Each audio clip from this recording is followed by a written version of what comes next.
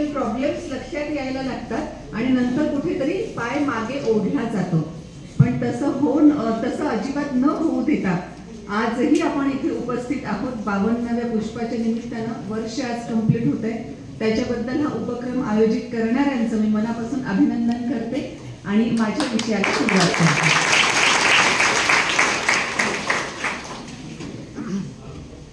एक मनुष्य मातीमधून एक चिलीम बनवत होता. तुम्हाला कदाचित माहीत असेल, जसे चिलीम हा प्रकार असतो वेगवेगळे, आता जसं बिडी सिगारेट अगदी तसाच पद्धतीचा नाही, पण चिलीम हा एक ओढण्याचा प्रकार असतो. फार पूर्वी तो तसा असायचा. तर एक मनुष्य मातीमधून चिलीम बनवत होता आणि चिलीम बनवत असतानाच त्याला अचानक काय वाटलं कुणास ठाऊक, त्याला असं वाटलं की आपण चिलीम बनवण्याच्या ऐवजी माठ बनवले पाहिजे. त्याच्यामुळे चिलीम बनवण्यासाठी जी त्यानं माती घेतलेली होती, काही चिलीम तयार पण केलेल्या होत्या, त्या सगळ्या त्यानं मोडून टाकल्या आणि माठ बनवायला सुरुवात केली. तेव्हा त्या मातीच्याही लक्षात आलं की आपण अगोदर वेगळा काहीतरी आकार घेणार होतो, पण आता मात्र आपल्यातून काहीतरी वेगळा आकार निर्माण होतोय. म्हणून मातीनं त्या मनुष्याला विचारलं की तू नेमकं काय करत आहेस, काय बदललं आहेस आता. आणि त्या मनुष्यानं असं सांगितलं की मी अगोदर तुझ्यामधून चिलीम बनवणार होतो, पण आता मात्र माझा विचार बदललाय, आता मी तुझ्यामधून माठ निर्माण करतो आहे. आणि त्या मातीनं उत्तर दिलं, हे मनुष्य, तूने तेरी सोच क्या बदली, मेरी तो जिंदगी बदल गई. अगर तू चिलीम बनाता तो मैं खुद भी गर्म रहती, औरों को भी गर्माहट देती, लेकिन अभी तू जब मटके बना रहा है, मैं खुद भी शीतल रहूंगी, औरों को भी शीतलता दूंगी. तूने तेरी सोच क्या बदली, मेरी तो जिंदगी बदल गई.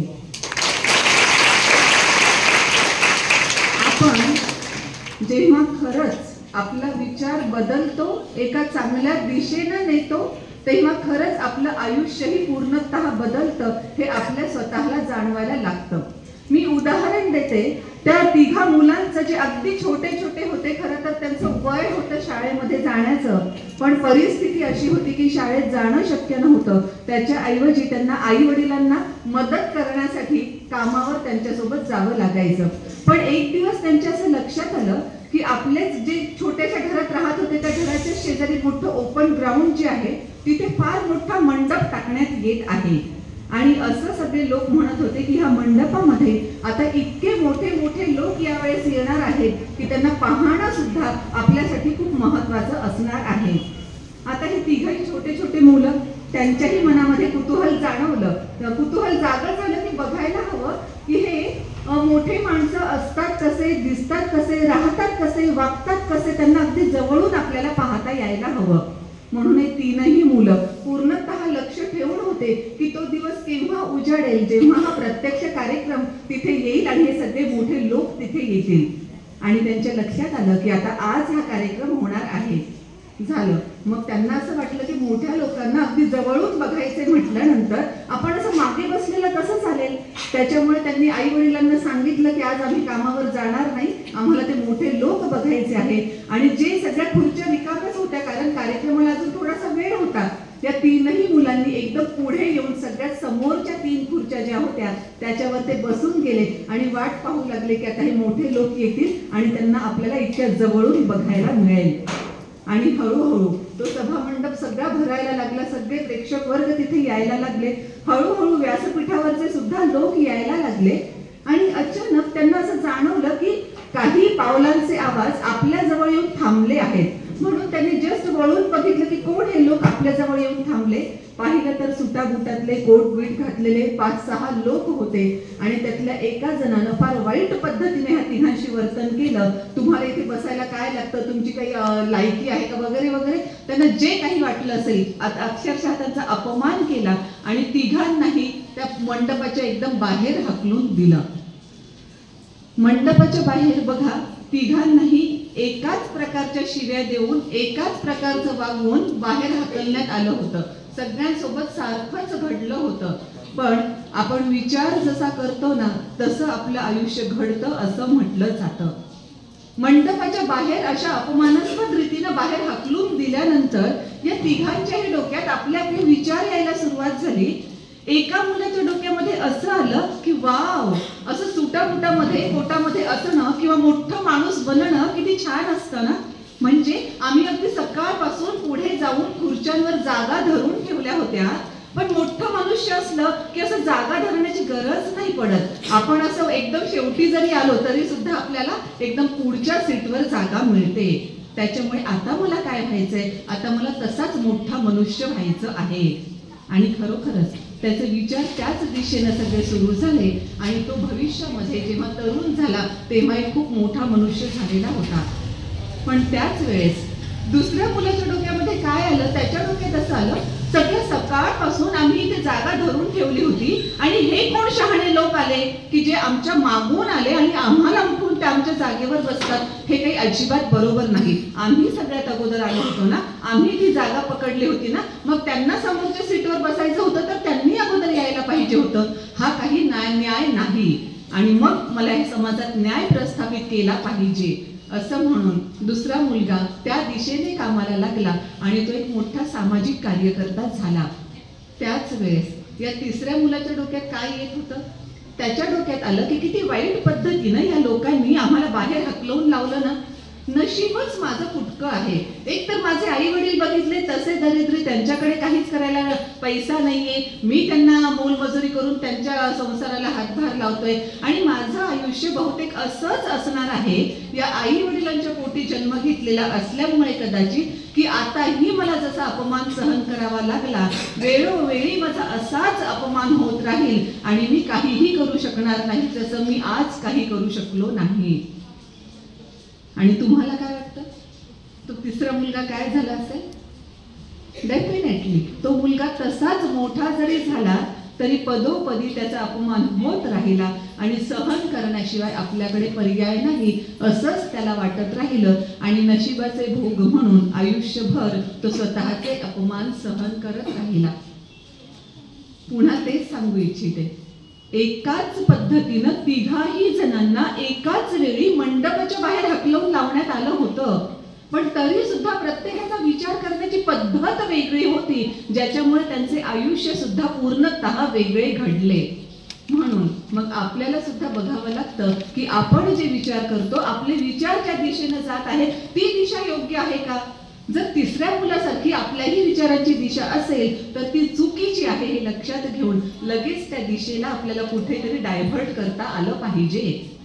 पिढ्यानपिढ्या एका समाजावर अन्याय अत्याचार होतच होते, पण त्याही समाजामध्ये एक मुलगा जन्माला आला, त्याच्या डोक्यात विचार असा आला की आम्ही सुद्धा मनुष्य प्राणी आहोत, आमच्याशी असं वर्तन का केलं जातं, आम्हाला सुद्धा मनुष्य असण्याचे सगळे अधिकार मिळाले पाहिजे. आणि मग त्यानं ज्या पद्धतीनं विचार केला, आणि बघा विचाराला नेहमी कृतीची जोड असते, म्हणून तर आयुष्य वेगळे वेगळे घडतात. आपल्या विचारांना त्या मुलानं स्वतःच्या कृतींची जोड दिली, जे काही करायचं ते सगळं केलं, म्हणूनच तर तो छोटासा भीमराव महामानव पर्यंत पोहोचला. म्हणजे आपण जसा विचार करतो तसंच प्रत्यक्षात घडत असतं, याला इतिहास पुराण सगळं काही साक्षी आहे. म्हणून आता तरी आपण सुधारलं पाहिजे, आपली विचारांची दिशा बरोबर आहे की नाही लक्षात घेतलं पाहिजे. चुकीची जर दिशा असेल तर ती आपल्याला बरोबर पद्धतीने न्यावीच लागते. आणि मग यामध्ये अल्बर्ट एलिस हे खूप मोठं नाव आहे. कदाचित आपण जर वाचलेलं नसेल तर मी म्हणजे अवश्य रेकमेंड करते की अल्बर्ट एलिस यांच्या संदर्भातलं डॉक्टर अंजली जोशी यांनी पुस्तक लिहिलं आहे, मी अल्बर्ट एलिस. हे पुस्तक आपण अवश्य वाचावं. आपण वाचनालयातच आहोत इथे आणि वाचनालयामध्ये कदाचित पुस्तक असेलही आणि अवश्य तुम्ही वाचावं, हे पण मी रेकमेंड करेनच. अल्बर्ट एलिस हा अगदी छोटेसे जेव्हा ते होते तेव्हा सुद्धा त्यांच्या आयुष्यामध्ये कंटिन्युअस काही ना काही प्रॉब्लेम चालू होते. एक तर त्यांना नेफ्रायटिस सारखा किडनीचा आजार अगदी लहानपणापासून होता, प्लस त्याच्यामध्ये टॉन्सिल्स होते, प्लस आई वडील त्यांच्याकडे अजिबात लक्ष द्यायचे नाही, कारण ते त्यांच्या वेगळ्या काही उपद्व्यापांमध्ये बिझी असायचे. अशा सगळ्या परिस्थितीमध्ये हा लहानगा अल्बर्ट जेव्हा हॉस्पिटलमध्ये नेफ्रायटिस साठी ऍडमिट झालेला होता, त्यावेळी त्याला त्याचा हॉस्पिटलमधला जास्त काळ वाढला, जवळपास त्याला 15-20 दिवस हॉस्पिटलाइज राहावं लागलं आणि मग तेव्हाच त्याला एक ऑपरेशन करायचं होतं. आता आपल्या सगळ्यांना आपल्याकडचे हॉस्पिटल्स माहीत आहेत. हॉस्पिटलमध्ये ॲडमिट असणाऱ्या एखाद्या रुग्णाला आपण जेव्हा भेटायला जातो तेव्हा तिथली परिस्थिती अशी असते की रुग्ण कोण आणि त्याला भेटायला आलेले किंवा त्याच्यासोबतचे पाहुणे कोण ओळखू सुद्धा येत नाही, कारण सगळेचे सगळे त्या रुग्णाच्याच पलंगावर बसलेले असतात. पण हे अमेरिकेमधलं हॉस्पिटल जिथे असं अजिबात अलाउड नाही. आई वडिलांना सुद्धा भेटायचं असेल, बघा हा काहीतरी 7-8 वर्षांचा मुलगा, पण तरी सुद्धा त्याच्यासोबतही आई वडील नाहीत. आई वडिलांनाही जर आपल्या मुलाला भेटायचं असेल तर त्यांना सुद्धा आठवड्यातला 1 दिवस दिलेला असायचा, त्या दिवसातले 1-2-3 तास दिलेले असायचे आणि त्याच काळामध्ये येऊन ते भेटू शकत असत. अशा सगळ्या परिस्थितीमध्ये या छोट्याशा अल्बर्टचं ऑपरेशन करण्याची वेळ आली आणि ऑपरेशन म्हटल्यानंतर सगळ्यांना भीती वाटते की नाही? आपल्या प्रत्येकाला भीती वाटते, बरोबर? मग अशा परिस्थितीमध्ये जेव्हा ऑपरेशन करायचं आहे डॉक्टरने सांगितलं तेव्हा या छोट्याशा अल्बर्टला इतकी प्रचंड भीती वाटायला लागली. आणि मला तुम्हाला विचारायचंय की खरंच ऑपरेशन मध्ये भीती वाटल्यासारखं काय असतं? आपण कुणी स्वतःचं ऑपरेशन बघितलंय किंवा स्वतःचं ऑपरेशन झालंय? अजिबात नाही. तरी सुद्धा आपण प्रत्येक जण ऑपरेशनला घाबरतो ना. हा, एक्झॅक्टली या छोट्याशा 7-8 वर्षांच्या अल्बर्टनं एक्झॅक्टली तोच विचार केला की जर ऑपरेशन हा काय प्रकार आहे हेच मला माहित नाही तर ऑपरेशनची भीती मला वाटू कशी शकते? म्हणजे ऑपरेशनची भीती मी स्वतः निर्माण केलेली आहे. आणि जर ऑपरेशनची भीती मी स्वतः निर्माण केली असेल तर ही भीती काढून टाकणं कुणाच्या हातामध्ये आहे? आपल्या स्वतःच्याच हातामध्ये आहे. आणि मग आपली ही भीती स्वतः निर्माण केलेली अल्बर्टनं स्वतःच्या डोक्यातून काढून टाकली आणि खरोखरच त्याचं ऑपरेशन हे सक्सेसफुल झालं आणि फार व्यवस्थित सगळं काही झालं. तेव्हा या छोट्याशा अल्बर्टला लक्षात आलं की खरंच विचारांमध्ये प्रचंड ताकद असते आणि आपण आपले विचार फार व्यवस्थित पद्धतीनं वापरले पाहिजेत. इतके दिवस त्याला वाटायचं की मी माझ्यापेक्षाही 2 धाकटे भावंड, हाच एक 7-8 वर्षांचा, त्याच्यापेक्षाही 2 छोटे भावंड त्याचे, मी आणि माझ्या भावंडाकडे माझे आई वडील अजिबात लक्ष देत नाही, ही किती वाईट गोष्ट आहे. पण आता त्याच्या विचारात बदल झाला आणि त्याला असं वाटलं की जर आई वडील सतत लक्ष देत राहिले असते तर कदाचित हे करू नको, ते कर, ते नको, ते कर असं सतत सांगत राहिले असते. पण एका अर्थानं हे सुद्धा किती पॉझिटिव्ह आहे की आई वडील आपल्याकडे लक्ष देत नाहीत, त्याच्यामुळे आपलं स्वतःचं आयुष्य आपण स्वतः जबाबदारीने घडवू शकतो.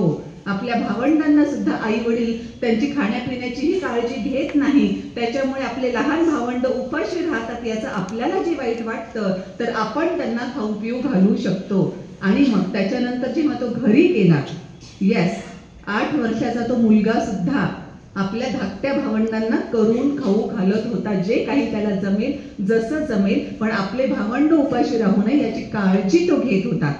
अगोदर जे सगळे विचार निगेटिव्ह होते ते पॉझिटिव्ह कडे आले की त्याच्या वागण्यामध्ये बदल झाला. विचारांमुळे आपल्या कृती बदलतात हे जे मी सांगत आहे त्याच्यासाठी आणखी जस्ट एक तुमच्या लक्षात आणून देऊ इच्छिते. जर तुमच्यापैकी कुणी विचार केला की आम्हाला ही UPSC परीक्षा द्यायची आहे आणि आम्हालाही कलेक्टर व्हायचं आहे, डेफिनेटली तुम्ही सगळेजण काय करणार? UPSCचा सिलेबस काय असतो, UPSCची परीक्षा देण्याचे क्रायटेरिया काय असतात, त्याचे विषय कोणते असतात, आपण काय केलं पाहिजे, असा सगळा तुम्ही UPSCच्या संदर्भातला विचार करणार आणि त्याच दिशेने पुढे जाणार. का UPSCची परीक्षा द्यायची असताना सुद्धा इंजिनिअरिंगच्या कोणत्या कोणत्या ब्रांचेस आहेत, मेडिकलच्या कोणत्या कोणत्या ब्रांचेसला सध्या डिमांड आहे याचा विचार करणार? ॲब्सोल्युटली नाही करणार. म्हणूनच तर जे मी अगदी सुरुवातीपासून वारंवार म्हणते की आपण विचार जसे करतो ना तशा कृती घडतात. जर आपल्याला डॉक्टर व्हायचं असेल तर मग मेडिकल सायन्स नेमकं काय आहे, डॉक्टर मधली कोणती ब्रांच चांगली आहे, ती जर आपल्याला मिळवायची असेल तर किती टक्के मार्क पडले पाहिजे, कसं आपलं पुढचं करिअर घडवलं पाहिजे वगैरे वगैरे आपण सगळा तसा विचार करणार. म्हणून आपण विचार कोणता करतो त्याच्यावर फक्त आपलं करिअर नाही तर आपलं संपूर्ण आयुष्य घडत असतं, जसं त्या 3 मुलांचं सुद्धा घडलेलं होतं. म्हणून आपले जर विचार निगेटिव्ह असतील, जसे अल्बर्टचे विचार ऑपरेशन बद्दल आई वडील लक्ष देत नाही त्याच्याबद्दल निगेटिव्ह होते, ते त्याने जस्ट पॉझिटिव्ह मध्ये कन्व्हर्ट केले तर त्याचं आयुष्य खरंच बदललं. मोठेपणी तो इतका मोठा मानसतज्ञ झाला की संपूर्ण जगभर तो प्रसिद्ध झाला. अशा रीतीने फक्त विचारांमध्ये थोडासा बदल आपल्याला करावा लागतो आणि आपलं आयुष्य पूर्णतः बदललेलं असतं. एक सिद्धांत असाही सांगतो की आपल्या आयुष्यात जे काही घडतं ते आपल्या हातामध्ये असतं का? मोस्ट ऑफ द टाइम्स आपल्या हातामध्ये नसतं, बरोबर.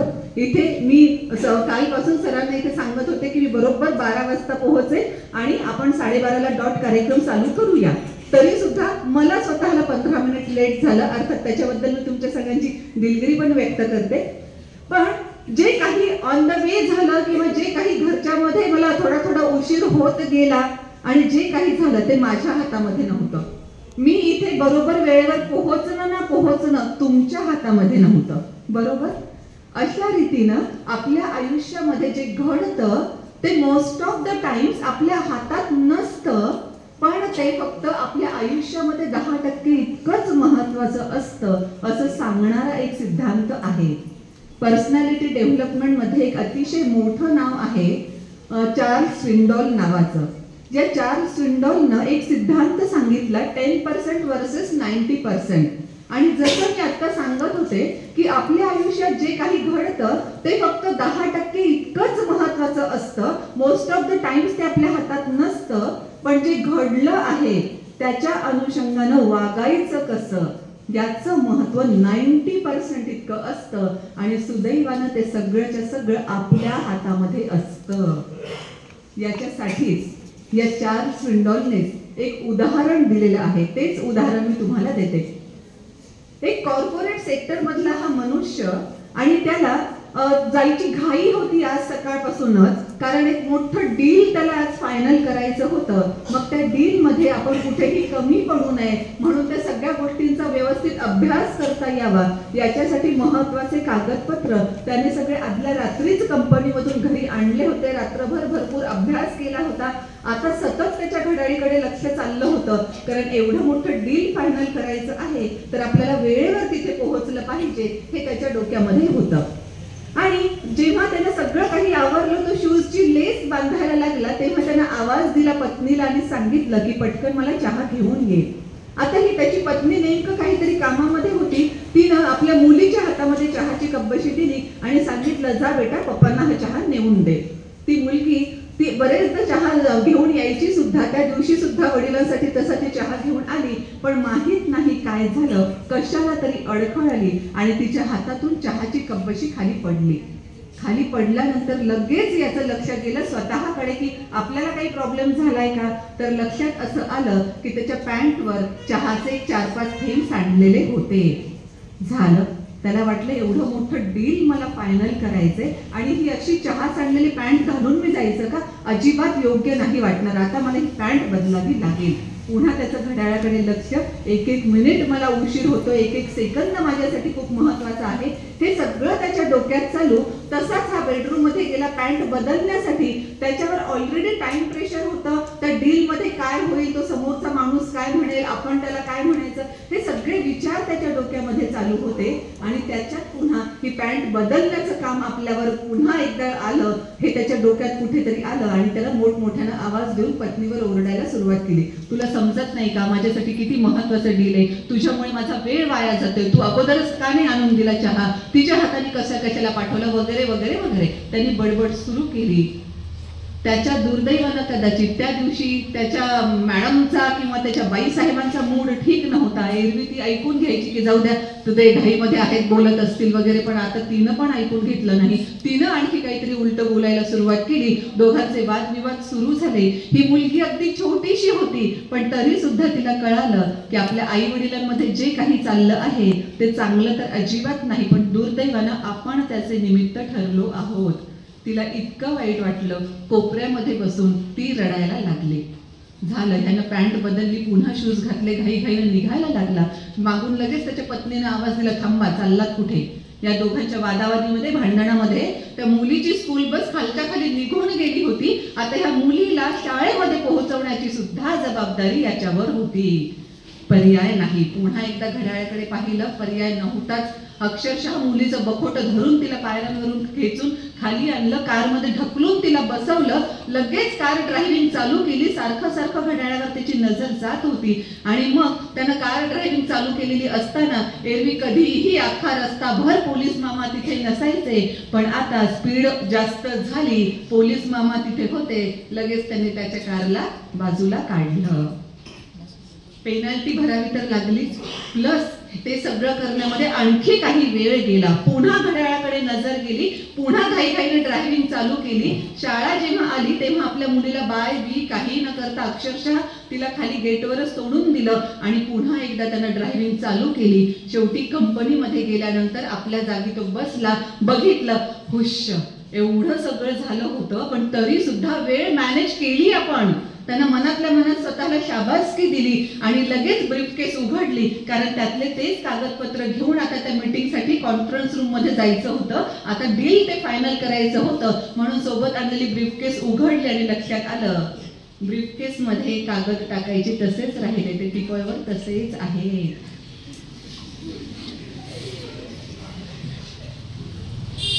झालं काय होतं, पॅन्टवर चहाचे 4-5 शिंतोडे उडाले होते.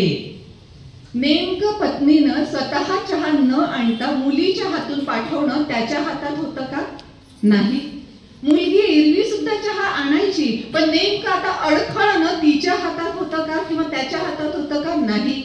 बरं, चहा सांडला, कब्बशी फुटली, काही हरकत नाही, पण ते शिंतोडे पॅन्टवरच उडायला पाहिजे होते का? पण पॅन्टवर शिंतोडे उडणं हे त्याच्या हातात होतं का? नाही. झालं काय होतं, पॅन्टवर शिंतोडे उडाले होते आणि पुढे एवढं सगळं झालं. मग जर त्याच्याही लक्षात आलं असतं, त्याला जर ऑलरेडी माहित असतं की जे घडतं ते आपल्या हातात नसतं, पण त्याचं महत्व फक्त 10% इतकंच असतं.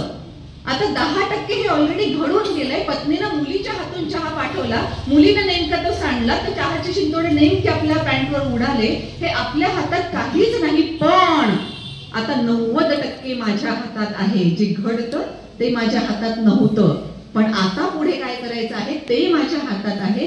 हे जर त्यानं लक्षात घेतलं असतं तर कदाचित प्रसंग पूर्ण वेगळा घडला असता. मंगेश पाडगावकरांनी जसं सांगितलं, जगायचं कसं तुमचं तुम्ही ठरवायचंय, हसत जगायचंय का रडत जगायचंय. तसं पॅन्ट तर बदलायचीच आहे, बायकोवर ओरडत बदलायची का शांतपणानं जाऊन बदलायची हे त्यानं ठरवलं असतं. तो शांतपणानं पॅन्ट बदलायला गेला असता. उलट त्याच्या लक्षात असं आलं असतं की अरे, आपल्या पत्नीला वाईट वाटेल की आता वेळ नाही पुन्हा चहा करून देण्यासाठी, आणि मग तिला वाईट वाटेल की आपण नवऱ्याला चहा दिला नाही, म्हणून उलट हा बेडरूम मधून पॅन्ट बदलता बदलता बायकोला आवाज देऊन सांगेल की माझ्या चहाची तू काळजी करू नको, कंपनीमध्ये मी गेलो की लगेच चहा घेऊन टाकेन. आणि वातावरण सगळं छान असल्यामुळे त्या मुलीलाही छान बाय बाय करेल, तिची स्कूल बस निघून जाणार नाही. हा सुद्धा आठवणीनं त्या ब्रीफकेस मध्ये सगळे कागद टाकेल आणि मग निघेल. पोलीस मामांकडेही वेळ गेला नसता, कुठेच गेला नसता. सगळं काही त्याचं डील सगळं फायनल झाल्यानंतर जेव्हा तो संध्याकाळी घरी परत येईल, त्या संध्याकाळी किंवा आणखी 1-2 दिवसानंतर तो पत्नीला कदाचित सांगू शकला असता की जेव्हा मला अशी घाई असते तेव्हा असा माझा एकही सेकंद वाया जाणं मला परवडत नाही, म्हणून अशा वेळेस तू मला आणून देत राहा किंवा मला तिकडे बोलवत राहा. प्लस मुलीलाही समजावून सांगितलं असतं की बेटा, ती चहाची कब्बशी पडली फुटली ह्याचा काही प्रॉब्लेम नाही, पण जर तू व्यवस्थित काळजी घेतली नसतीस किंवा पुढेही घेतली नाही तर ही कब्बशी कदाचित तुझ्या पायावरही पडली असती, त्या कब्बशीचंही तुला काहीतरी लागलं असतं आणि चहामुळे सुद्धा तुला भाजलं असतं. त्याच्यामुळे तू अशी काळजी घ्यायला हवीस, हे त्यानं सगळं व्यवस्थित सांगितलं असतं. कोणता प्रसंग आपल्याला जास्त छान वाटतो? दुसरा ना? आपल्या घरामध्ये कोणता प्रसंग नेहमी घडतो?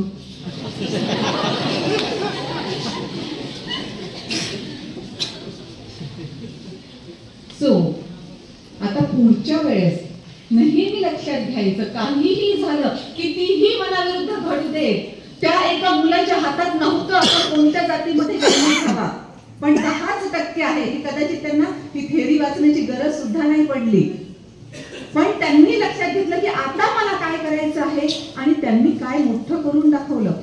प्रत्येक आपण कोणतीही महत्वाची घटना घेतली तर लक्षात येईल की 10% हातात नसलं तरी 90% आपल्या हातात आहे. हे जेव्हा आपल्याला कळतं तेव्हा आपली विचारांची दिशा पूर्णतः बदललेली असते. सभा मंडपातून अपमानास्पद रीतीने बाहेर काढून टाकणं हे त्या तिन्ही मुलांच्या हातात नव्हतं, पण विचार कसा करायचा आणि पुढे कृती कशा करायच्या हे त्यांच्या हातात होतं. म्हणून मग अशा रीतीने जर आपण वागायला लागलो तर डेफिनेटली फरक पडतो. माझ्या स्वतःवरून मी उदाहरण देते.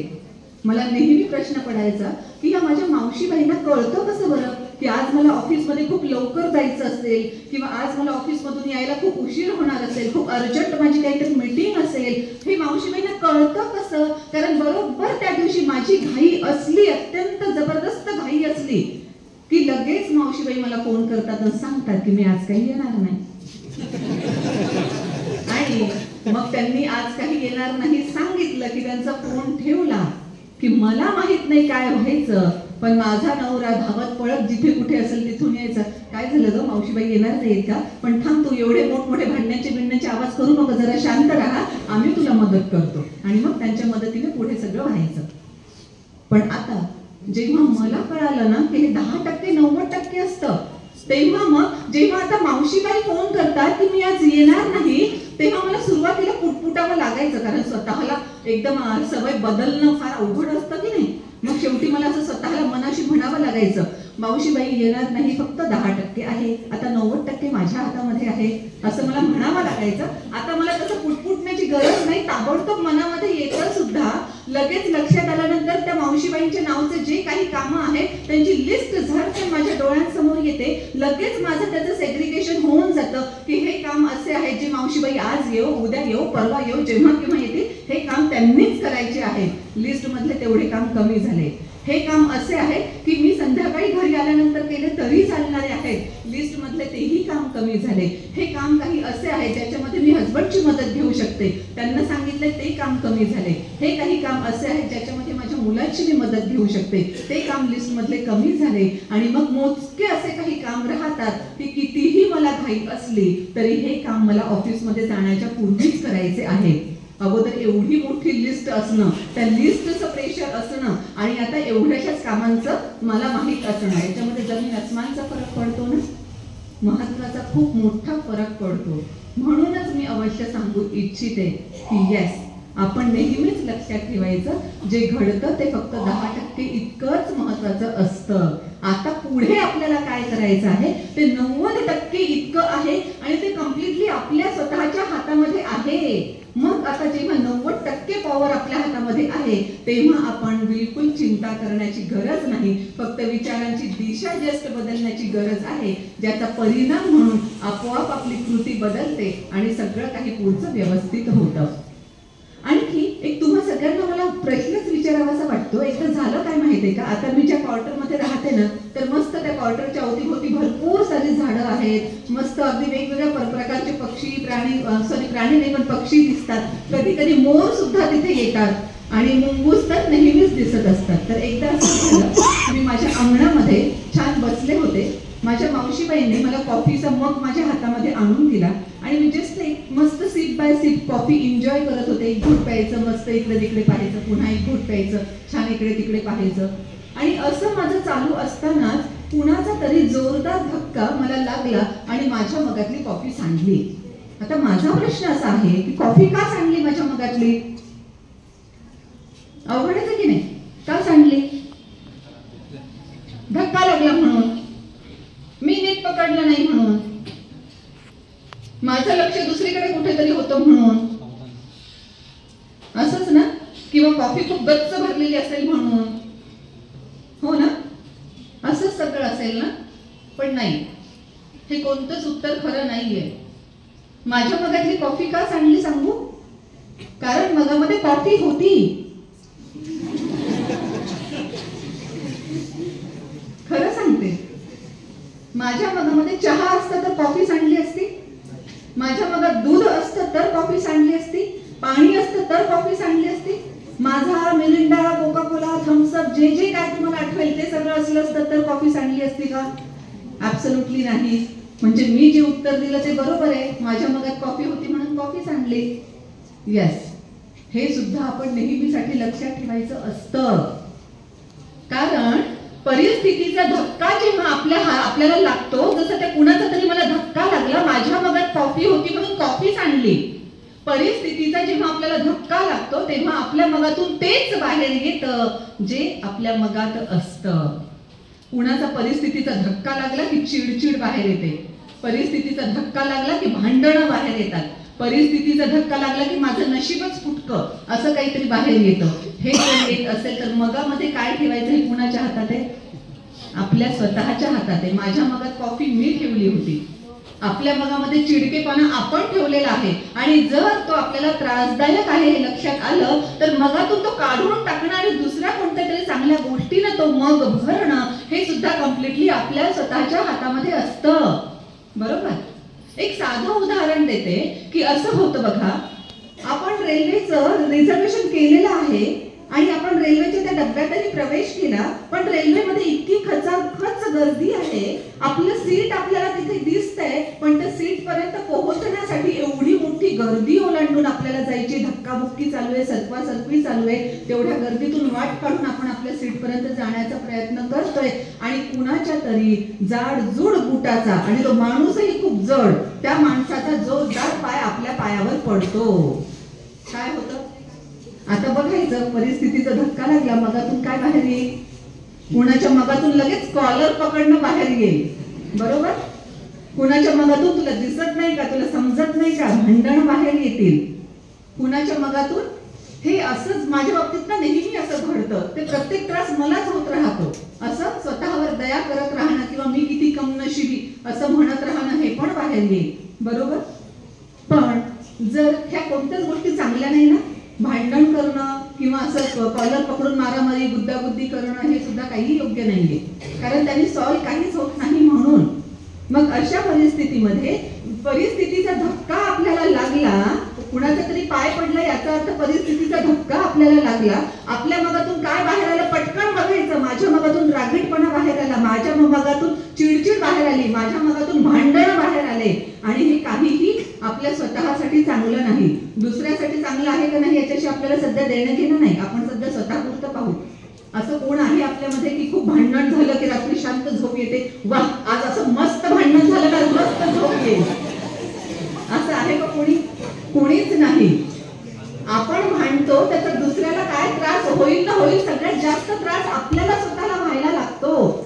त्याच्यामुळे कोणत्याच गोष्टी चांगल्या नाही ते जेव्हा आपल्याला माहित असतं तेव्हा मगातल्या त्या गोष्टी काढून टाकणं आणि त्या मगामध्ये काही चांगल्या गोष्टी भरणं हे आपल्या हातात असतं.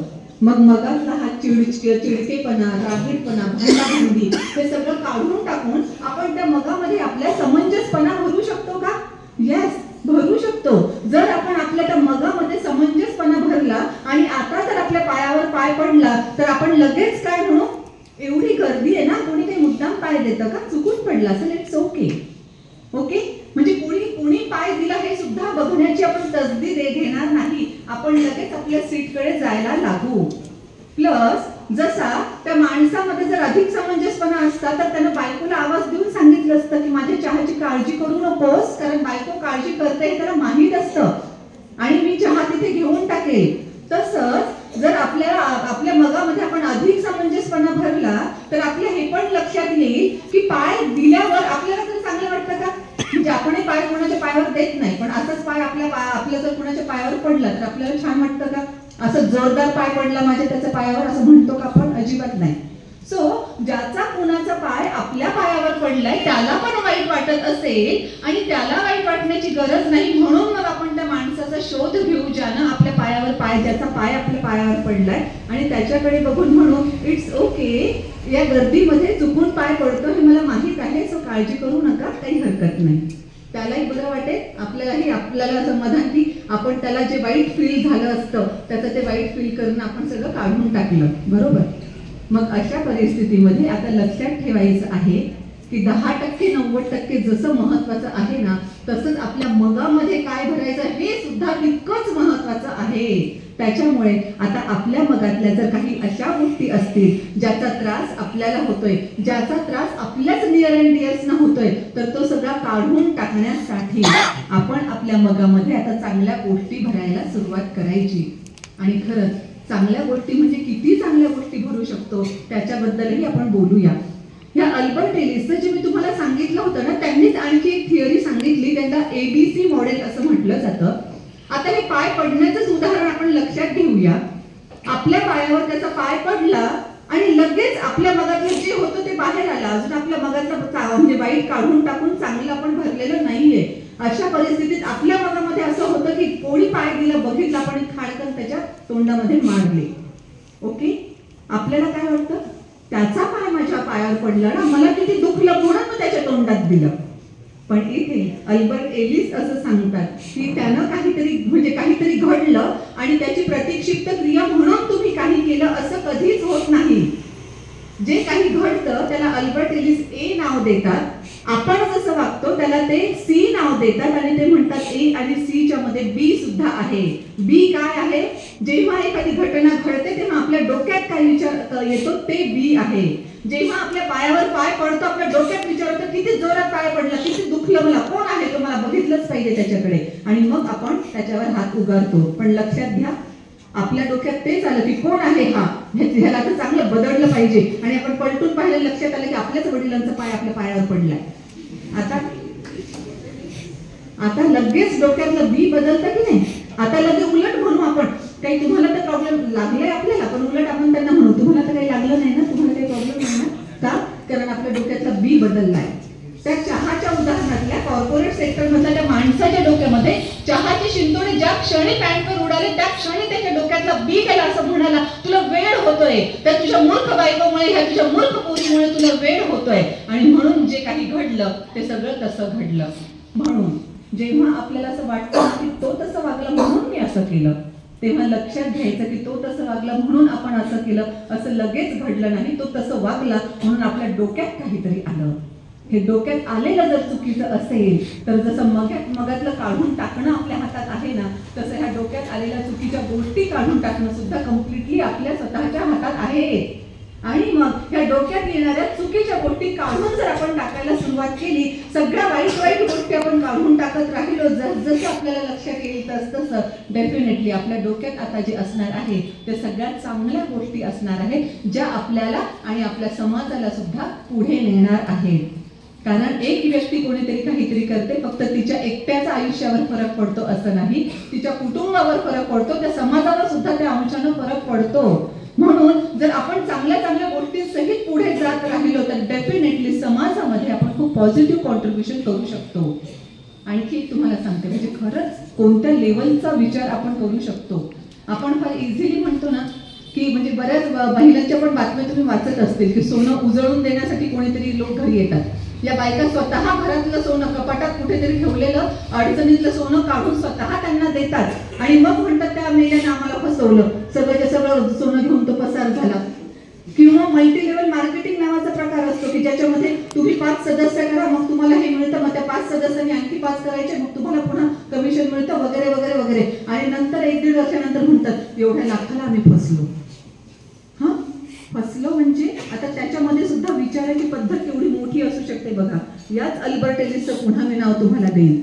या अल्बर्ट एलिसनी काउन्सिलिंग हा जो प्रकार चालतो ना सध्या की काही झालं तर काउन्सिलरकडे जा, तर अशा परिस्थितीमध्ये काउन्सिलिंग हा प्रकार स्वतः अल्बर्ट एलिसने सुरू केला. काउन्सिलिंग हा प्रकार सगळ्यात मोठा त्यानं वाढवला. स्वतःकडची सगळी जमा पुंजी खर्च करून मोठं ऑफिस सारखं त्यानं सगळं बनवलं, सगळं काही त्यानं सुरू केलं. आणि जेव्हा याच्याच नावावर ते सगळे इन्स्टिट्यूट चालत होतं आणि जेव्हा या अल्बर्ट एलिस म्हातारा झाला, त्याच्या मेडिसिनवर खर्च करावा लागू लागला, तेव्हा या इन्स्टिट्यूटने सांगितलं आम्ही 1 पैसा पण देणार नाही. इतकंच नाही तर या इन्स्टिट्यूटने त्यालाच त्याच्याच घराच्या बाहेर काढण्याचा प्रयत्न केला आणि बरेच काही गोष्टी त्याच्याबद्दल अशा घडल्या. अर्थात नंतर त्यांनी कायदेशीर फाईट केली वगैरे वगैरे, ती गोष्ट वेगळी. पण अतिशय म्हणजे वार्धक्य असताना, वेगवेगळे आजार झालेले असताना पुन्हा कोर्टाच्या खेट्या घालावं लागणं हे कसं वाईटच ना. तर तेव्हा अल्बर्ट एलिसचं एक वाक्य खूप महत्वाचं आहे. माझ्या आयुष्यावर त्या वाक्याने खूप मोठा परिणाम घडवला म्हणून अवश्य तुम्हाला सांगते. त्यांनी असं सांगितलं, सगळेजण म्हणत होते ना अल्बर्ट एलिसला की तुम्हाला ह्या तुमच्याच लोकांनी फसवलं, तुमच्याच चांगल्या लोकांनी तुमच्या पाठीत खंजीर टाकला वगैरे वगैरे सगळं. तेव्हा अल्बर्ट एलिसचं वाक्य असं आहे, त्यांनी मला फसवलं हे जेवढं खरं आहे तेवढंच खरं मी फसला गेलो हे सुद्धा आहे. आपण जबाबदारी कुणावर टाकतो, ते आले आणि त्यांनी मला फसवलं, हे आले आणि ह्यांनी मला त्याच्यात अडकवलं आणि मला फसवलं. अरे ते काय करायला आले होते पण तुम्ही पण गेले हे मान्य करा ना. जेव्हा आपण स्वतःची जबाबदारी मान्य करतो तेव्हा प्रत्येक पाऊल आपण अगदी फुंकून उचलतो. याच्यामध्ये काही दगाफटका तर होणार नाही ना, मी उचललेलं पाऊल बरोबर तर आहे ना, हा सगळा विचार आपण करतो, पण जेव्हा आपण सगळे इतरांकडे बोट दाखवायला लागतो तेव्हा स्वतःवर अजिबात जबाबदारी घेत नाही आणि मग काय लोकांची सहानुभूती पण आपल्याला मिळत राहते, पण लक्षात घेतलं पाहिजे त्या सहानुभूतीनं आपलं झालेलं नुकसान परत येत नाही. त्याच्यामुळे स्वतःची पण जबाबदारी ओळखली पाहिजे. आणखी एक तुम्हाला उदाहरण द्यावंच लागेल, व्हिक्टर फ्रँकल यांचं. आपण सगळ्यांनी इतिहासामध्ये शिकलंय की नाझींनी प्रचंड छळ केला सगळ्यांचा, ज्यूंचा. त्याच्यामध्येच हे व्हिक्टर फ्रँकल होते, ते सायकियाट्रिस्ट होते आणि त्यांचा सुद्धा प्रचंड छळ झाला. जे कॉन्सन्ट्रेशन कॅम्प होते, छळ छावण्या, त्याच्यामधले 6 कॉन्सन्ट्रेशन कॅम्प असे होते की ज्याच्यामध्ये छळाची परिसीमा सुद्धा ओलांडली गेली होती. म्हणजे एखाद्या ज्यूला मारून टाकायचं असेल तर इतक्या वाईट पद्धतीनं सुद्धा मारून टाकलं जायचं की त्या जिवंत ज्यूचा एक हात आणि एक पाय एका झाडाला दोरीच्या सहाय्याने बांधला जायचा, दुसरा हात आणि दुसरा पाय दोरीच्या सहाय्याने दुसऱ्या झाडाला बांधला जायचा आणि दुसरे 2 माणसं यायचे आणि हे झाडाला बांधलेलं जे आहे ना, दोन्ही झाड विरुद्ध दिशेला एकदम कट करायचं. हा जिवंत माणूस त्याच्यामध्ये काय होत असेल त्याचं, तर इतक्या वाईट प्रकारच्या ऑशविट्सच्या छळ छावणीमध्ये व्हिक्टर फ्रँकल होते आणि तरी सुद्धा त्याही तिथे असताना ते प्रयत्न करत होते की आपल्यासारखेच जे लोक असतील त्यांना आपण एनकरेज केलं पाहिजे, त्यांच्यामध्ये जगण्याची उमेद जागवली पाहिजे, कारण शेवटी हे संपेल कधीतरी, कदाचित आपण जिवंत असताना हे संपेल, आपण बाहेर पडू शकू. त्यांचा प्रयत्न पूर्ण चालू होता. नंतर मग पुन्हा हिटलरचा पराभव झाला, रशियन फौजा आल्या, हे सगळे मुक्त झाले जेवढे होते तेवढे वगैरे वगैरे, ते सगळं झालं. तर यांच्या अपेक्षेनुसार यांनी पूर्ण स्वतःचं कुटुंब गमावलेलं होतं, हे एकटेच जिवंत राहिलेले होते आणि तरी सुद्धा मग ते याच्यासाठी म्हटले की आता जे या छळामधून वाचलेले आहेत, सुटलेले लोक आहेत, त्या सगळ्यांना सायकोलॉजिकल प्रॉब्लेम सुरू झालेले होते, कारण इतका अतोनात छळ सहन केलेला होता की वेगवेगळे प्रॉब्लेम सुरू झाले. त्या सगळ्यांना बरं करण्याचं काम नंतर या व्हिक्टर फ्रँकलनं केलं. सो व्हिक्टर फ्रँकल असं म्हणतात की एवढं सगळीकडे वाईट वाईट वाईट दिसत असताना सुद्धा मी हे सगळं चांगलं करू शकलो, त्याचं कारण काय आहे, तर त्यांचंही एक वाक्य अतिशय महत्वाचं आहे, आपण लक्षात घेण्यासारखं. ते असं म्हणतात की आपल्याकडून काहीही हिरावून घेतलं जाऊ शकतं. म्हणजे ह्या लोकांकडून काय हिरावून घेण्यात आलं होतं, त्यांचं स्वातंत्र्य वितंत्र सगळं हिरावण्यात आलं होतं. अक्षरशः त्यांच्या अंगावरचे कपडे सुद्धा हिरावण्यात आले होते. पण व्हिक्टर फ्रँकल असं म्हणतात की आपल्याकडचं काहीही हिरावून घेतलं जाऊ शकतं, तरी सुद्धा त्या परिस्थितीमध्ये विचार कसा करायचा हे आपलं स्वातंत्र्य कोणीच हिरावून घेऊ शकत नाही. परिस्थिती वाईट आहे, हे असंच चाललंय, ते तसंच चाललंय म्हणून परिस्थितीचे एक्सक्युजेस देऊन आपण जी पळवाट शोधतो ना, त्यांच्यासाठी हे वाक्य खूप महत्वाचं ठरेल की एवढ्या छळाच्या वेळेस सुद्धा विचार स्वातंत्र्य त्यांनी कायम ठेवलं आणि म्हणून ते सगळं काही चांगलं करत गेले. आता कदाचित तुमच्या डोक्यामध्ये असं येईल की अल्बर्ट एलिसचं उदाहरण दिलं, ते होते सायकोलॉजिस्ट. त्याच्यानंतर यांचं उदाहरण दिलं व्हिक्टर फ्रँकलचं, ते होते सायकियाट्रिस्ट. आम्ही सायकोलॉजिस्ट पण नाही, सायकियाट्रिस्ट पण नाही, मन कसं काम करतं हे आम्हाला काहीच माहीत नाही, आम्ही बिचारे काय करणार. असं जर असेल तर तसंही तिथेही तुम्हाला अवश्य सांगू इच्छिते, अमिताभ बच्चन नाव तुम्हाला सगळ्यांना, जरी तुमची पिढी खूप नंतरची असली तरी तुम्हाला ते चांगलेच माहीत आहेत. अगोदर त्यांना जायचं होतं आकाशवाणीमध्ये, जेव्हा त्यांचा स्ट्रगलिंग पिरियड चालू होता. आकाशवाणीच्या लोकांनी अक्षरशः हाकलून दिला, इतका भसाडा आवाज असतो का आकाशवाणीला हा आवाज चालत नाही, त्यांना हाकलून दिलं. मग त्यांनी प्रयत्न केला की आपण बॉलिवूडमध्ये काम करू. बॉलिवूडमधल्या लोकांनी सुद्धा सुरुवातीला अक्षरशः हाकलून दिलं की एवढी काही उंची असते का, उंची त्यांची खूप जास्त, ही काही एवढी उंची असते का कोणत्या माणसाची. आणि सगळ्यात महत्वाचा प्रश्न म्हणजे तुझ्या उंचीची हिरोईन आणायची कुठून, कारण तेव्हा सगळ्याच हिरोईन बुटक्या होत्या. आणि मग सगळ्या अशा परिस्थितीमध्ये तरी सुद्धा त्यांनी स्ट्रगल सगळा चालू ठेवला. आणि मग याच त्यांना कदाचित ते 10% 90% माहीत नसेल, माझ्या मगात काय भरायचं हे माहीत नसेल, त्याच्यानंतर विचारांचं स्वातंत्र्य कायम असतं हे माहीत नसेल, काहीही माहीत नसेल, पण तरी सुद्धा सगळंच्या सगळं त्यांनी स्वतः इम्प्लिमेंट केलं. आणि म्हणून तर त्याच आवाजाच्या जोरावर, ज्या आवाजासाठी त्यांना नाकारण्यात आलं होतं आकाशवाणीकडून, त्याच आवाजाच्या जोरावर याच अमिताभ बच्चननी शहेनशाह होण्याची उंची गाठली, बॉलिवूडचा शहेनशाह. ओके. अरुणिमा सिन्हाचं उदाहरण आहे, फार वाईट परिस्थितीमध्ये तिला पाय गमवावा लागला, तरी सुद्धा म्हणजे तेही वाक्य मला खूप आवडतं की एम्स मध्ये असताना तिने आयुष्याचं एम ठरवलं की मला एव्हरेस्ट सर करायचंय. आणि ती पहिली ठरली की जी हँडिकॅप असताना सुद्धा एव्हरेस्ट तिनं सर केला. त्याच्यानंतर आणखी एक उदाहरण देते, तिन्ही वेगवेगळ्या क्षेत्रातले उदाहरण मुद्दाम देते मी तुम्हाला. आता हे तिसरंही उदाहरण मी जे देते तिलाही हा कॉफीचा मग 10%, 90% वगैरे वगैरे ऍब्सोल्युटली काहीही माहित असणार नाही, पण तिनं ते डायरेक्ट कृतीनं करून दाखवलं. तिला सुद्धा भर इंटरव्ह्यू पॅनलनं इंटरव्ह्यू मध्ये सांगितलं, त्या ठिकाणी इंटरव्ह्यू पॅनल हे द सुप्रीम अथॉरिटी, आणि हे द सुप्रीम अथॉरिटीनं तिला सांगितलं की तू अशी 62% अपंग आहेस, तुझं असं 62% हँडिकॅप असणं तुला चतुर्थ श्रेणी सफाई कर्मचाऱ्याची ही नोकरी मिळवून देऊ शकणार नाही, त्यामुळे ह्या परीक्षांचा नाद तू सोड. तिनं नाद सोडला नाही, तिनं कायदेशीर फाईट केली, पुन्हा एकदा UPSC दिली, आणि जिला भर इंटरव्ह्यू मध्ये इंटरव्ह्यू पॅनलनं सांगितलं होतं चतुर्थ श्रेणी कर्मचारी होण्याची ही तुझी पात्रता नाही, तीच इरा सिंघल कलेक्टर झाली. आता सांगण्याचा उद्देश हाच आहे, आपण सायकोलॉजिस्ट नसलो तरीही, आपण सायकियाट्रिस्ट नसलो तरीही आपण विचार कसे करत आहोत ते आपल्याला पॉझिटिव्हली पुढे नेणारे आहे का डिस्करेज करून मागे नेणारे आहे हे आपण वेळीच पडताळलं पाहिजे. आणि जेव्हा ह्या सगळ्या कन्सेप्ट आपल्याला माहित असतात तेव्हा या सगळ्या कन्सेप्टचा आपण वापर करून आपली विचारांची दिशा इतकी चांगल्या पद्धतीने नेली पाहिजे की ज्याचा फायदा स्वतःच्या करिअरला स्वतःच्या आयुष्याला तर होईलच, पण आपल्या दृष्टिकोनातून आपल्या समाजाला सुद्धा आपण तो फायदा मिळवून देऊ शकू. आणि समअप करताना त्या एका 13 वर्षाच्या मुलाच्या आयुष्यात काय घडलं ते अवश्य सांगते. आपण विचार कसा करावा आणि कितीही बिकट परिस्थिती असली तरी त्यातही आपण कसं राहावं याचं खूप जिथं जागतं उदाहरण म्हणजे हा 13 वर्षांचा मुलगा. याचा जन्म झाला होता 1963 मध्ये. इसवी सन का सांगते आहे, झाला त्याचा जन्म अमेरिकेमध्ये पण काळ्या वर्णामध्ये. आता तरी रेसिझमच्या विरुद्ध भरपूर काय काय चालतं तिथे सुद्धा, तिथे आता रेसिझम मान्य करायचं नाही असं लिबरल म्हणणारे खूप लोक आहेत तिथे. पण तेव्हा 1963 मध्ये जेव्हा त्याचा जन्म झाला तेव्हा तर रेसिझम ऐन भरामध्ये होता. हा काळ्या वर्णामध्ये जन्मलेला मुलगा, गरिबी त्याच्या अगदी 5वीला पुजल्यासारखी आणखी 4 भावंड त्यांच्यासोबत जगत असताना प्रत्येक वेळेस त्याच्या डोक्यात निगेटिव्ह विचार यायचे. आणि एक दिवस असं झालं की त्याच्या वडिलांनी जुना कुठला तरी एक कपडा घेतला, तो कपडा त्याला दाखवला आणि विचारलं की हे कपडा किती रुपयांचा असेल साधारणतः, त्यांच्या भाषेमध्ये आपण डॉलर. सो त्याने सांगितलं हार्डली $1 तो कपडा असेल. बरं म्हणे, आणि त्यांनी तोच कपडा त्या 13 वर्षाच्या मुलाच्या हातात दिला आणि सांगितलं एक काम करतोस का, हा कपडा तू $2 विकून येतो का. जुना पुराणा झालेला कपडा ज्याची किंमत $1 असेल असं वडीलही म्हणतात आणि तोही म्हणतो, तो कपडा $2 विकायचा आहे. पण ठीक आहे, बघूया, प्रयत्न तर करूया.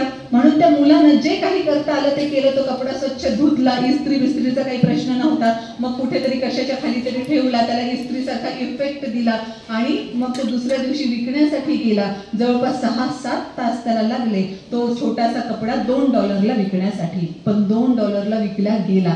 So yes, it works. त्याच्या लक्षात आलं. वडील त्याला आणखी काही दिवस तसाच एक कपडा देत राहायचे आणि हा $2 विकून यायचा. 8-10 दिवसांनंतर वडिलांनी पुन्हा एकदा कपडा त्याच्या हातात दिला आणि सांगितलं की आता तू हा कपडा $2 नाही विकायचा, आता तू हा $20 विकायचा. बापरे, $1चा कपडा आता $20 विकायचा आहे. पण आता ह्याची पण हिंमत वाढली होती. ठीक आहे, मी काहीतरी प्रयत्न करतो आणि $20 विकतो. मग त्याच्या लक्षात आलं, पुन्हा त्याने व्यवस्थित स्वच्छ धुतला, त्याला इस्त्रीसारखा इफेक्ट दिला आणि मग त्याच्या लक्षात आलं की आपल्या चुलत भावाला कार्टून मस्त काढता येतात. मग त्या छान स्वच्छ धुतलेल्या कपड्यावर त्याने आपल्या चुलत भावाकडून मिकी माऊस आणि डोनाल्ड डकचं चित्र काढलं आणि त्याच्या लक्षात आलं की हे सगळे कार्टून्स कुणाला आवडतात, श्रीमंतांच्या पोरांना आवडतात आणि हे नक्कीच आपलं विकत घेऊ शकतील. मग तो जेव्हा इंटरव्हल झालेली असते आणि जेव्हा नंतर पुन्हा मुलांना सोडण्याची वेळ येते तशा तिन्ही वेळेस तो मोठमोठ्या शाळांसमोर जाऊन थांबला. एका छोट्याशा मुलानं आपल्या आई जी घ्यायला आली होती तिच्याकडे हट्ट धरला की मला ते मिकी माऊस आणि ते डोनाल्ड डक पाहिजेच म्हणून. आता काही प्रॉब्लेम नव्हता. किती झाले $? $20. हिनं $20 तर दिले, प्लस एवढं छान त्याच्यावर कार्टून काढलेलं आहे म्हणून $5 टिप पण दिली. $1चा कपडा $25. अख्खं महिन्याचं उत्पन्न त्यानं एका दिवसात मिळवलं. आता हे झाल्यानंतर वडिलांनी पुन्हा दुसऱ्या दिवशी जेव्हा कपडा दिला, $2चे $20 दिले. आता तुला चॅलेंज $20चे किती करायचे? $200. पण हा काही हरणारा नव्हता. आता ह्याचाही कॉन्फिडन्स खूप वाढत होता. मी करतो, काहीतरी डेफिनेटली करतो आणि हा कपडा $200 नक्की विकून येतो म्हणून त्यानं विचार केला. त्याच्या लक्षात असं आलं की आपल्याच इथे आपल्या शहरामध्ये एक अतिशय तेव्हाची खूप नावाजलेली हिरोईन सुद्धा शूटिंगच्या निमित्तानं आलेली आहे. मग शूटिंग मध्ये जी गर्दी जमते त्या गर्दीत आपण गेला. छोटासा मुलगा होता म्हणून इकडून तिकडून गर्दीतून वाट काढून तो तिच्यापर्यंत पोहोचला आणि खूप चुणचुणीतपणे त्यानं म्हटलं की मला ह्या कपड्यावर ऑटोग्राफ दे. आणि तिनं सुद्धा त्या छोट्या मुलाचं कौतुक करत त्या कपड्यावर ऑटोग्राफ दिला सुद्धा. ह्यानं तो ऑटोग्राफवाला कपडा घेतला, भर मार्केटच्या ठिकाणी जाऊन उभा राहिला आणि ओरडायला लागला, हिचा ऑटोग्राफ असणारा कपडा $200, हिचा ऑटोग्राफ असणारा कपडा $200. आणि त्या कपड्यावर इतक्या उड्या पडल्या की त्याला अक्षरशः त्याचं ऑप्शन करावं लागलं. आणि हा त्याला जो कपडा $200 विकायचा होता तो किती डॉलर्सला विकला गेला? 1200.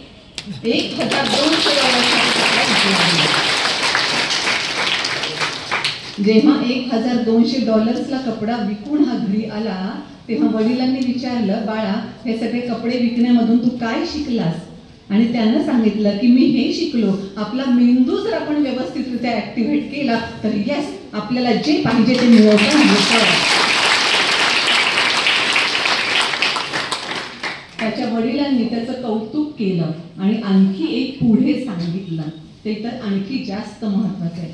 वडिलांनी सांगितलं त्या छोट्याशा वापरलेल्या निर्जीव कपड्याची किंमत $1 पासून जर $1200 पर्यंत जाऊ शकते. तू स्वतः तर सजीव आहे, जिवंत आहे, तुझ्यामध्ये कितीतरी क्वालिटीज आहेत, तुझ्या आयुष्याचं मूल्य तर किती मोठं होऊ शकतं. आणि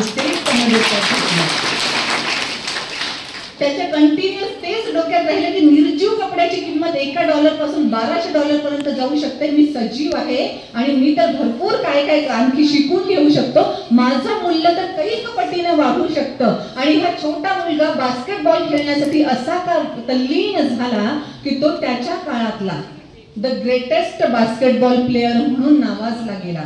त्याच्या काळातला द ग्रेटेस्ट ऍथलीट म्हणून नावाजला गेला. हा तो मायकेल जॉर्डन. सो खरंच जर एका निर्जीव कपड्याची किंमत एवढी वाढू शकते तर मायकेल जॉर्डननं स्वतःच्या परिश्रमाने स्वतःचं आयुष्य जिथे नेऊन ठेवलं, आपलेही विचार बदलून कोणत्याही परिस्थितीला नावं न ठेवता, दुसऱ्यांकडे बोट न दाखवता, स्वतःची जबाबदारी स्वीकारून आपल्या मनामध्ये चांगल्या चांगल्या गोष्टी ठेवून आणि 10% काही जरी घडत असेल तरी 90% माझ्या हातामध्ये आहे, ते मी माझ्या पद्धतीने माझ्या चांगल्यासाठी वापरेल, हा आत्मविश्वास ठेवून जर आपण राहिलो तर डेफिनेटली मायकेल जॉर्डन जिथे पोहोचला तिथपर्यंत आपण आपल्याला जिथे पोहोचायचं आहे तिथे डेफिनेटली पोहोचू शकतो. सो अशीच विचारांची दिशा तुम्ही सुद्धा खूप पॉझिटिव्ह ठेवाल. तुमच्या मगामध्ये सुद्धा खूप चांगल्या चांगल्या गोष्टी त्याच्यामध्ये ऍड कराल अशी तुमच्या सगळ्यांकडून मी अपेक्षा ठेवते आणि इथेच थांबते. Thank you so much.